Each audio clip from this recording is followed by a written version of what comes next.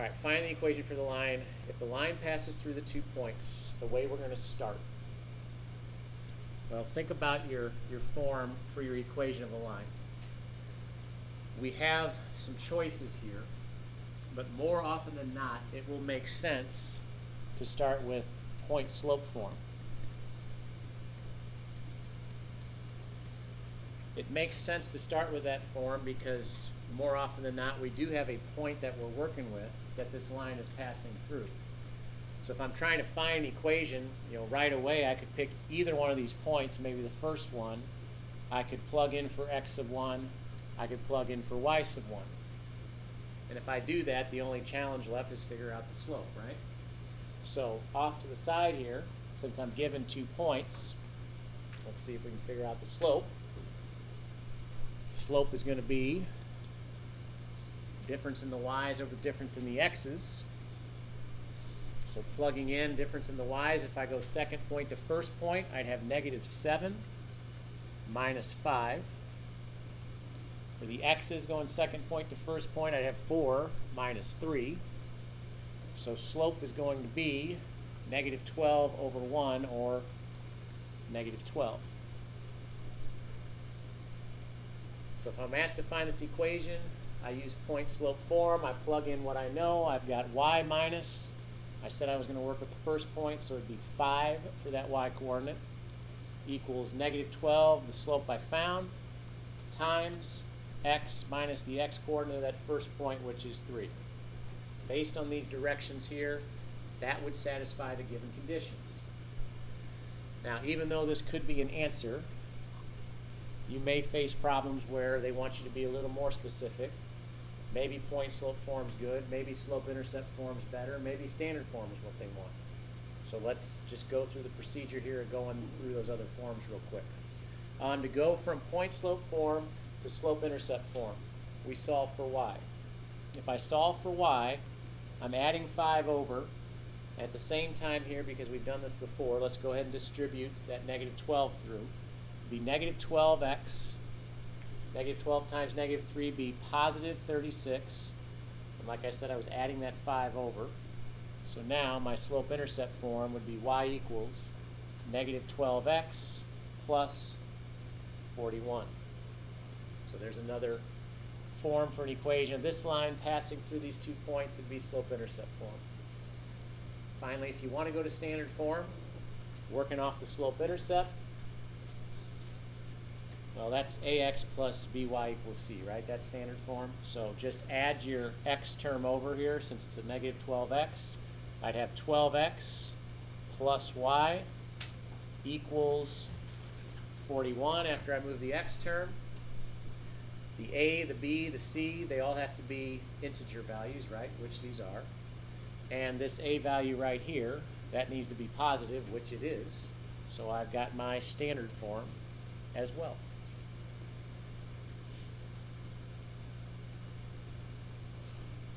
Determine a rule for the linear function given this information. Determine a rule.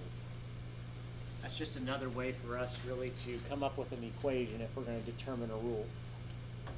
See, if we're given 2 values of this function that we'd like to come up with,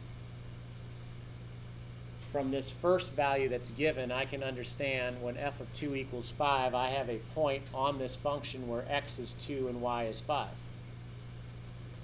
Likewise, if I'm given f of -1 equals 5 over here, I know a point lies on this function where x is -1 and y is 5.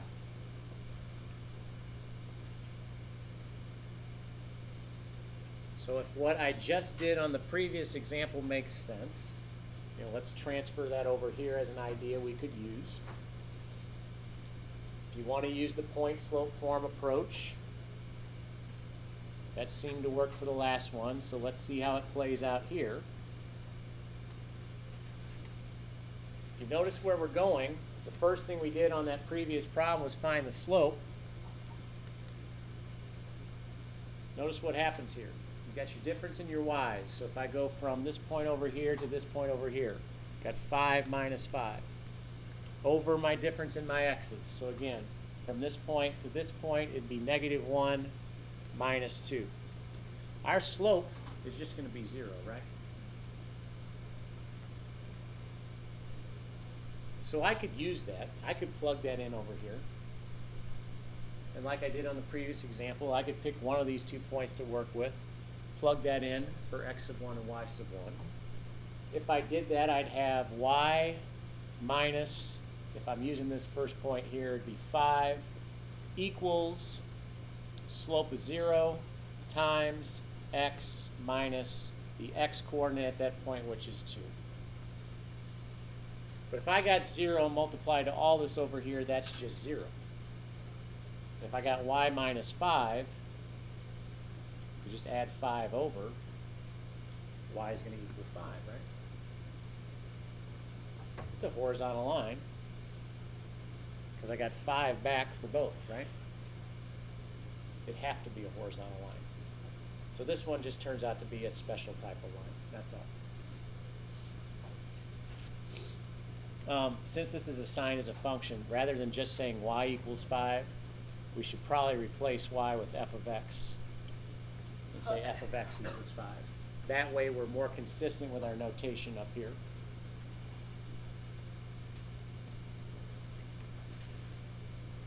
All right, we've seen how the previous 2 have worked. We've had 2 points to work with. We've talked about using point slope form to start, but ultimately the calculation that we've done on each of these problems, we've found the slope to start, right? So let's look at that slope on this one. Let's take note of what happens. If I go second point to first point, subtracting my y's, I'd have negative 3 minus 0. Over subtracting my x's, I'd have 4 minus 4. Well, you'd have negative 3 over 0, which we know is a problem. We know the slope is undefined because this value here does not exist. Whenever the slope is undefined, what kind of line is it? It's a vertical line. So if we need to find the equation for this line, it has to be x equals some value. In this case, what would make sense is that value. It'd be 4 because that's our x coordinate from both of these points. So once again, just another special circumstance when we're talking about equations of lines.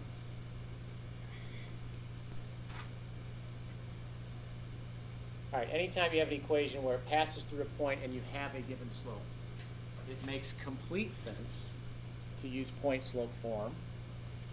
So if I plug in what I know, since I have a point and I have a slope, I'd be plugging in a y coordinate here of negative 4. So if I subtract that, it'd be y plus 4 equals my slope, negative 2/3, times the x minus the x coordinate at that point, which is 2. If I was only asked for an equation, I could stop there. Right? This would be an acceptable answer. But if I have to find the slope-intercept form, solve for y. If you solve for y, you'll be subtracting 4 over, at the same time distributing that negative 2/3 through. If I distribute the negative 2/3 through, I've got negative 2/3 x. It'd be a negative times negative here, so positive 2 times 2, 4 over 3 times 1, 3. As we said before, we're subtracting the 4 over, at which point I got some like terms to combine. So finding my common denominator here of 3, got to multiply by 3 up there, so that'd be 12. Y is going to equal negative 2/3 x, be 4 minus 12 here, so that's going to be minus 8 over 3. There's your slope-intercept form. And since we've only done this for one example so far, let's go ahead and transfer that over to standard form. Standard form, the ax plus by equals c. First thing I would probably do here, I'd probably multiply everything by 3.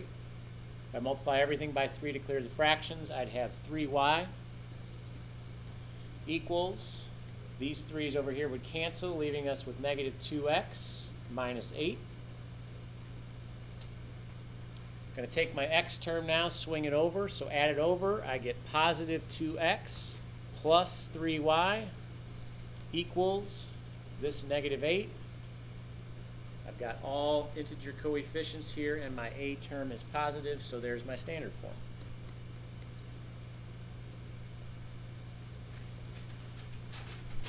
You're going to find the equation of a line through two intercepts.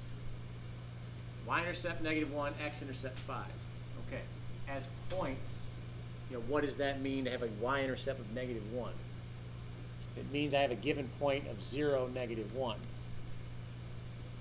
For the x-intercept's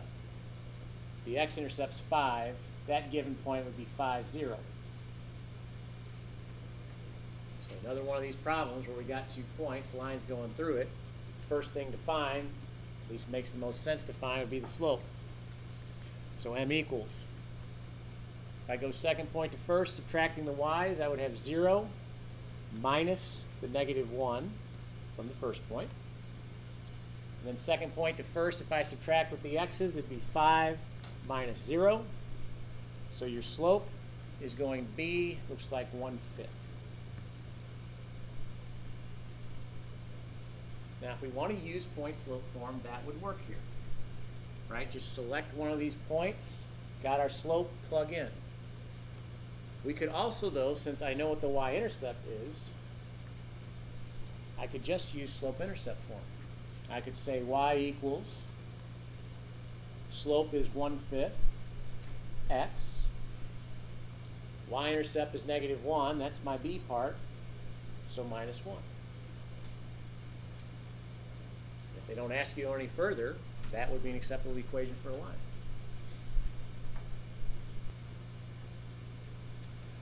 All right, so on this last one, we're going to take this one where the line is going through the point 3,6, and we know it's parallel to a different line.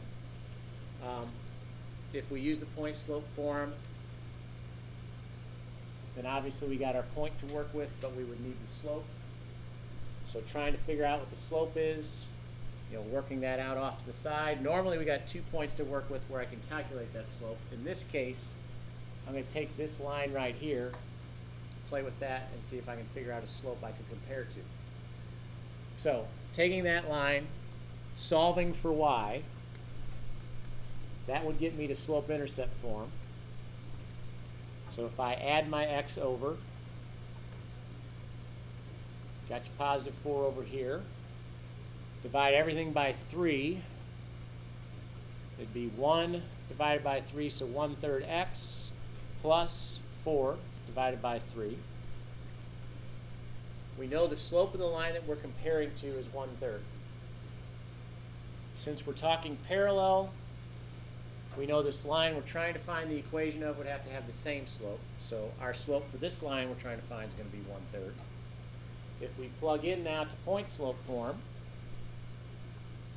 we've got y minus the y coordinate at the given point, which is 6, equals your slope of 1/3 times x minus the x coordinate at that point, which is 3. There's your point slope. If we had to go to slope-intercept, we could. If we had to go to standard form, we could. But I think we get the idea now.